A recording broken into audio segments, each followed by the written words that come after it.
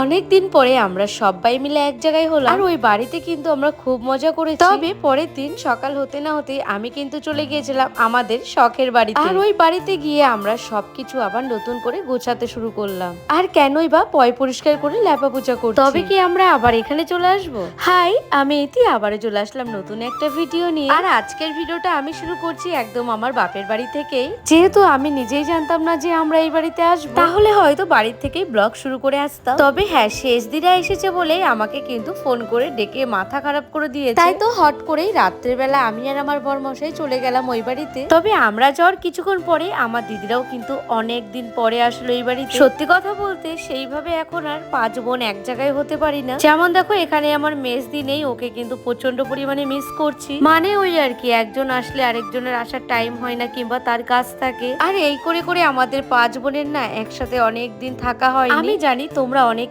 আমাদের 5 বোনের ভিডিও একসাথে দেখতে ভালোবাসো, কিন্তু সেটা অনেক দিন ধরেই হচ্ছে, সেইভাবে শেয়ার করা হয় না। কিন্তু আমাদের যে কিছু করার নেই, কারণ তাদের সংসার, ছেলে মেয়ে, স্কুল, প্রাইভেট এইগুলোর জন্য ওরা কেউ আসতে পারে না। তবে হ্যাঁ, খুব তাড়াতাড়ি আবারও আমরা 5 বোন একসাথে হব, তোমাদের সাথে ভিডিও শেয়ার করব। দেখো আমাদের এই বাড়িতেও আসা কিন্তু হুট করেই হয়েছে, কারণ যেহেতু সেজো জায়ম্বু দুদিন পরে যেহেতু চলে যাবে মহারাষ্ট্রে, তোমরা তো জানো জায়ম্বু ওখানেই থাকে, তাই তো এই ছোট্ট আয়োজন করে সবাই এক জায়গায় হয়েছে। তবে হ্যাঁ, এখানে শুধু মেজদি আর মেজো জায়ম্বুই নেই, ওরা থাকলে বোধহয় আরো ভালো লাগতো। আর এই উপলক্ষে দেখো জায়ম্বু নিজের হাতে বাজার করেছে আর আমি নিজের হাতে রান্না করেছি। না, এখানে আমি বললে ভুল হবে, এখানে আমরা সবাই মিলে আজকে একসাথে রান্না বান্না করেছি। বিশেষ করে আমার ওই মাসি কিন্তু আমার হাতে হাতে অনেক কিছু করে দিয়েছে। আর তোমরা তো জানো যে রান্না বান্না করতে আমারও বেশ ভালোই লাগে। আর এই বিরিয়ানিটা কিন্তু আমি অনেক দিন পরে আবার বানালাম। তবে এটা আমি একা একা পারতাম না, যেহেতু মা, মাসি, দিদিরা সবাই হেল্প করেছে আমার সাথে, তাই তো খাবারটা এতটা টেস্টি হয়েছে। ওই যে কথাই আছে না, সবাই ভাগে যোগে কাজ করলে খাবারটা একটু বেশি ভালো হয়ে যায়। তো সত্যি কথা বলতে সেদিনকার বিরিয়ানিটা কিন্তু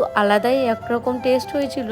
আচ্ছা তোমরা বলো তো, আমার হাতে চিকেন বিরিয়ানি রেসিপি কি তোমরা দেখতে চাও? তাহলে কিন্তু কমেন্টে জানাবে। তো যাই হোক, রাতে তো আমরা সবাই মিলে খুব আনন্দ করে খাওয়া দাওয়া করে ঘুমিয়েছিলাম। আর পরের দিন কিন্তু দিদিরা চলে গেছে, সকালবেলা ট্রেন ধরেছিল। আর ওরা চলে যাওয়ার পরে আমরা কিন্তু এই বাড়িতে এসেছিলাম, কারণ আমি মায়ের ওই বাড়িতে গেলে এই বাড়িতে আসবো না সেটা তো একদমই হয় না।